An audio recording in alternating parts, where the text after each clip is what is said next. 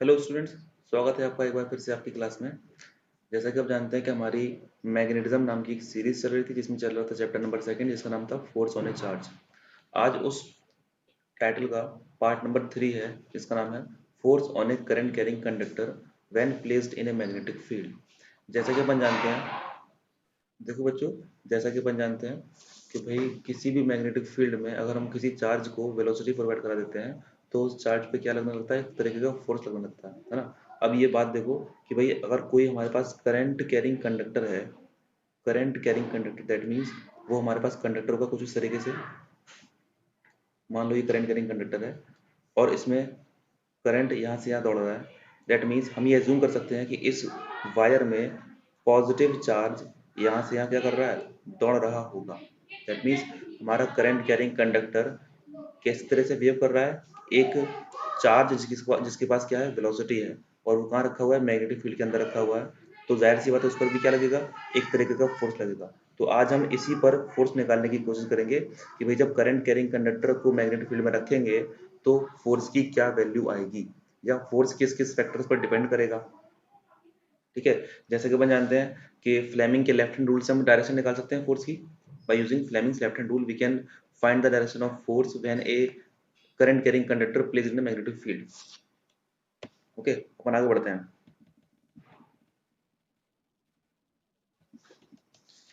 ये एक डेरिवेशन है, अपन स्टार्ट करते हैं डेरिवेशन। मान लेते हैं कि भाई कुछ इस डायरेक्शन में हमारी क्या है, मैग्नेटिक फील्ड है। मैग्नेटिक फील्ड कैपिटल बी से रिप्रेजेंट करते हैं अपन, है ना। मान लेते हैं कि यही कहीं पर कुछ वायर मेरा कुछ इस तरीके से रखा हुआ है। ये है वायर का एक छोटा सा टुकड़ा, पार्ट। सपोज कुछ ये वायर का टुकड़ा है, हमको साफ दिख रहा है। इसकी क्या होगी, कुछ लेंथ होगी। मान लेते हैं भाई एल लेंथ का ये वायर का पीस है, ठीक है ना। क्योंकि ये लेंथ हो गया, इसको अपन मान सकते हैं एरिया ऑफ क्रॉस सेक्शन। ये हमारा वायर क्या हो गया, पी क्यू वायर हो गया। ये पॉइंट हो गया पी, ये पॉइंट हो गया क्यू। वायर है, इसमें करंट होगा, दैट मीन्स इसमें इलेक्ट्रॉन्स होंगे। मान लेते हैं भाई इलेक्ट्रॉन, ये इलेक्ट्रॉन है और ये यहाँ से यहाँ क्यू से लेकर के पी तक दौड़ रहा है ना। इसके पास एक वेलोसिटी होगी जिसका नाम क्या होगा, वी डी। अपन पढ़ के आए हैं ड्रिफ्ट वेलोसिटी से इलेक्ट्रॉन मूव करते हैं जब क्या होता है, जब वायर में करंट फ्लो कर रहा होता है। और करंट की डायरेक्शन क्या होती है, जस्ट अपोजिट होती है इलेक्ट्रॉन के फ्लो की डायरेक्शन की। तो करंट हमारा कहाँ से कहाँ जाएगा, करंट जाएगा हमारा पी से क्यू, और वेलोसिटी ऑफ इलेक्ट्रॉन क्या होगी, क्यू से पी, जो कितनी होगी, वी डी। ये क्या होता है, ये वेक्टर होता है हमारा, ये वेक्टर लगा देते हैं यहाँ पे। अच्छा, इतना समझ में आ गई। हम क्या करते हैं, जो करंट की डायरेक्शन है हम वही डायरेक्शन चलते हैं, क्योंकि करंट की डायरेक्शन अपने को क्या मिलता है, मूवमेंट ऑफ पॉजिटिव चार्ज। ठीक है, ये माना मैंने किसकी डायरेक्शन, करंट डायरेक्शन। ठीक है ना। अब हम इसमें क्या लगाएंगे, फ्लेमिंग्स लेफ्ट हैंड रूल। तो हमको क्या पता चलेगा कि फोर्स जो है ना, वो फोर्स हमारा कुछ इस तरीके से निकलेगा। ये क्या निकला, डायरेक्शन ऑफ फोर्स। और इस डायरेक्शन में हम निकालने क्या जा रहे हैं, magnitude of the force. Force क्या हमारा मैग्नेटिक वेक्टर क्वांटिटी है, कुछ इस तरीके से। ठीक है ना। अब छोटी छोटी बातें बिल्कुल ध्यान रखते हुए, मान लो मान लो हम निकाल रहे हैं फोर्स। फोर्स, ये फोर्स किस पर आ रहा है, सिर्फ एक इलेक्ट्रॉन पे आ रहा है ना। और अपन जानते हैं कि मैग्नेटिक लॉरेंट फोर्स क्या कहता है, force equals to Q V vector cross B vector. ये अपन पढ़ के आए हैं इतना। उसके बाद अगर हम बात करें कि इस वायर में अगर मान लो एक इलेक्ट्रॉन होता तो उस पर फोर्स कितना लग रहा होता, तो उस पर फोर्स लग रहा होता कुछ इस तरीके से। Q क्या है, मैग्नीट्यूड ऑफ चार्ज, और यहाँ पे कितना होगा, माइनस ई।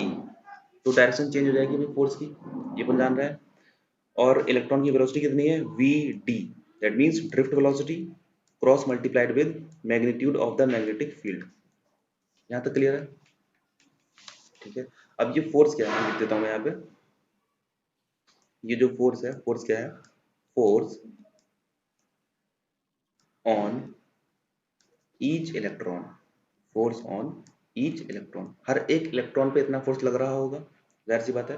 अब ये कि क्योंकि ये वायर ले रखा है हमने, तो जाहिर सी बात है इसमें एक इलेक्ट्रॉन नहीं होगा, है ना। इसको हम पुट करते हैं क्वेश्चन नंबर 1। ठीक है, आगे बढ़ते हैं अपन। अब क्या करते हैं, मान लेते हैं कि n जो है वो है number density of electron in wire. इस वायर में n क्या है, number density of electron. Means हमने माने अगर कि कैपिटल N ही क्या है, total number of electrons, total number of electrons किसमें, वायर में। तो इसको अपन फॉर्मुलेट करेंगे तो कैसे करेंगे, number density n equal to total number of electrons in the wire divide by volume of the wire. Volume कैसे आएगा, cross section area A multiplied with L। ये इंप्लाई क्या करता है, ये इंप्लाई ये करता है कि भाई टोटल नंबर ऑफ इलेक्ट्रॉन्स कितने हैं, number density multiplied by area multiplied by length. ये क्या है, total number of electrons in the wire. इतनी बात समझ में आती है। अब देखो तीसरा पड़ाव हमारे डेरिवेशन का, ये क्या कहता है, ये कहता है अगर मैं मान लूं कि capital F be the total force. ये F क्या हो गया, हमारा टोटल फोर्स हो गया, जो कहां लग रहा है, उस वायर पे लग रहा है। तो हम क्या करेंगे कि total number of electrons multiplied with force on each electron, है ना, बात समझ में आ रही है। इसके बाद n की वैल्यू क्या है हमारी, हम लिखेंगे from equation number 1, equation number 1 से क्या आएगा, n हमारा कैपिटल N रहा। इक्वेशन नंबर 1 में क्या लिखा था, देखते हैं। ये लिखा है इक्वेशन नंबर 1 में,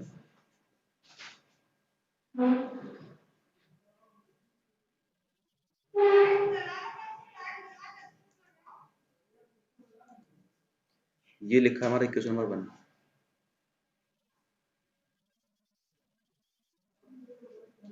ये वैल्यू पुट करेंगे, आगे अभी नीचे लिखा था n, लिखेंगे multiplied with minus E V D, drift velocity हो गया, cross multiplied with magnetic field.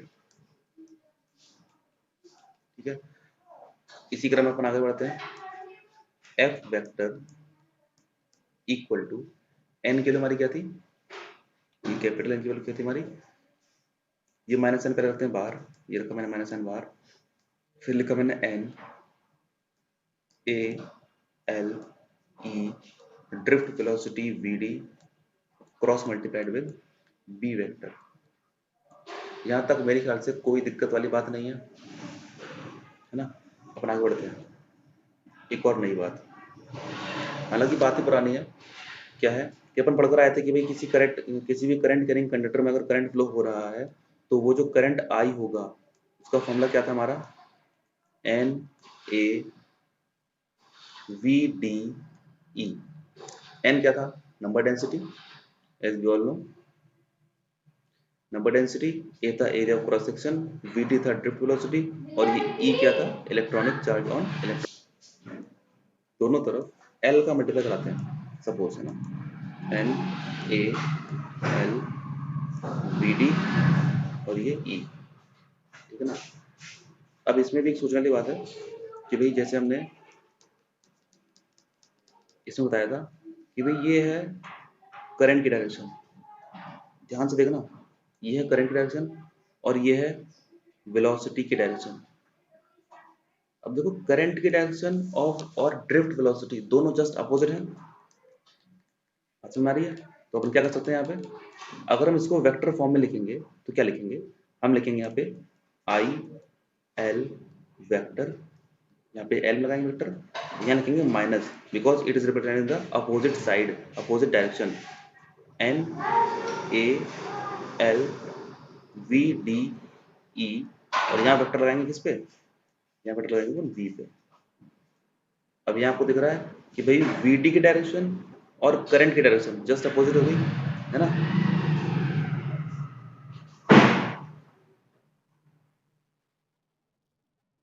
अब देखो ये जो वैल्यू है ना, ये पूरा वैल्यू,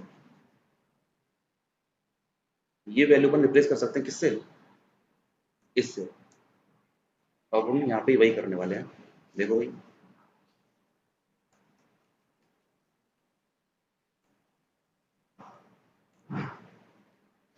ये लिखा है एफ वेक्टर इक्वल टू, इस पूरी लाइन की जगह अपन लिख सकते हैं आई एल वेक्टर। मैंने लिखा I L vector cross product with B vector. ये हमारा क्या आ गया, यही हमारा फाइनल फॉर्मूला है for finding the magnitude of force when a current carrying conductor placed in a magnetic field. F vector equal to I L vector cross B vector, ठीक है ना। अगर हम इसका मैग्नीट्यूड लिखना चाहें, ये हो गया वेक्टर फॉर्म, और मैग्नीट्यूड में अपन क्या लिखेंगे, इसको लिख सकते हैं कि भाई जब हम अपन क्रॉस प्रोडक्ट को खोलते हैं तो कैसे ओपन करते हैं, F vector equals to B I L, L means length of the conductor, bill, and then sine theta, what, sine theta, sine theta. Theta क्या है, theta is the angle between B vector and current vector, B vector and current vector, okay. This is the magnitude form, कुछ इस तरीके से, okay. This is the magnitude of force when a current carrying conductor placed in a magnetic field. इतनी बात समझ में आई। चलिए अब देखते हैं इसका स्पेशल केस। देखते हैं अपन special case.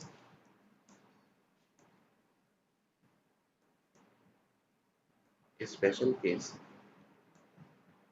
Special case number 1। स्पेशल केस ये कहता है कि भाई मुझे ये बता दो कि भाई जब थीटा इक्वल टू 0 डिग्री होगा और थीटा इक्वल टू 180 डिग्री होगा, है ना, इन दोनों वैल्यू के लिए साइन 0 डिग्री की वैल्यू और साइन 180 डिग्री की वैल्यू कितनी होती है भाई, 0 होती है। जब यहाँ पे इन दोनों की वैल्यू 0 होती है तो हम इसमें पुट करेंगे तो हमारा फोर्स कितना आ जाएगा, हमको यहाँ से ये पता चला कि फोर्स हो जाएगा 0। कब, स्पेशल केस से क्या कहता है कि फोर्स 0 हो जाएगा जब बी वेक्टर में, दैट मीन्स मैग्नेटिक फील्ड में और करंट में कोई भी एंगल 0 डिग्री होगा या फिर 180 डिग्री होगा। दैट मीन्स 0 डिग्री यहाँ पे क्या शो कर रहा है कि जब दोनों पैरेलल हो जाएंगे, जब दोनों पैरेलल हो जाएंगे, और यहाँ 180 डिग्री क्या शो कर रहा है कि जब दोनों एंटी पैरेलल हो जाएंगे, है ना। तो भाई जब पैरेलल हो जाएंगे और एंटी पैरेलल हो जाएंगे उसके लिए हमारा फोर्स क्या आने वाला है, हमेशा 0 आने वाला है। कंडीशन नंबर 2, कंडीशन नंबर 2 हमसे ये कहती है कि भाई थीटा अगर हो गया 90 डिग्री या फिर थीटा इक्वल टू हो गया π/2, अगर बात करें रेडियन की तो π/2, तो भाई इसके लिए साइन की वैल्यू मैक्सिमम होती है, और जो कितनी होती है, साइन 90 इक्वल टू होता है साइन π/2 इक्वल टू कितना होता है, मैक्सिमम वैल्यू क्या आती है, 1 आती है। तो भैया जब अपने को फोर्स चाहिए मैक्सिमम, है ना, मैक्सिमम फोर्स, तो दोनों के बीच का एंगल कितना होना चाहिए, दोनों आपस में परपेंडिकुलर होना चाहिए। ये क्या दिखा रहा है, ये दिखा रहा है दोनों कैसे हैं, परपेंडिकुलर, परपेंडिकुलर, है ना। तो फोर्स मैक्स कितना हो जाएगा, फोर्स मैक्स हो जाएगा BIL, बिल। तो ये हमारे दो स्पेशल केस हो गए, यहाँ पे ये रिप्रेजेंट कर रहे हैं कि भाई किस वैल्यू के लिए फोर्स 0 हो जाएगा और किस वैल्यू के लिए फोर्स मैक्सिमम हो जाएगा। हो सकता है क्वेश्चन में ये दिया जाए कि भाई आपको परपेंडिकुलर लिख के दिया जाए, एंगल की बात ही ना करें। हो सकता है क्वेश्चन में दे दें भाई पैरेलल और एंटी पैरेलल है और तुमको एंगल की कोई बात ही ना करें, तो तुमसे पूछे भाई फोर्स कितना होगा, तो तुम बता पाओगे ना कि फोर्स यहाँ पे 0 होगा और इस केस में फोर्स मैक्सिमम होगा, और मैक्सिमम किसके बराबर होगा, बिल के बराबर होगा। B for magnetic field, I for current and L is the length of the conductor. ठीक है, फिलहाल के लिए वीडियो में इतना ही। वीडियो को लास्ट तक देखने के लिए बहुत बहुत धन्यवाद। कोई और सवाल और सुझाव हो तो आप वीडियो पर कमेंट करके ज़रूर बताइएगा। और हाँ, आपने अगर इस वीडियो को लाइक और शेयर नहीं किया है तो जल्दी से लाइक और शेयर जरूर करिए, और अगर आप इस चैनल पर नए हैं तो इस चैनल को सब्सक्राइब कर लीजिए। तब तक के लिए have a good day, bye.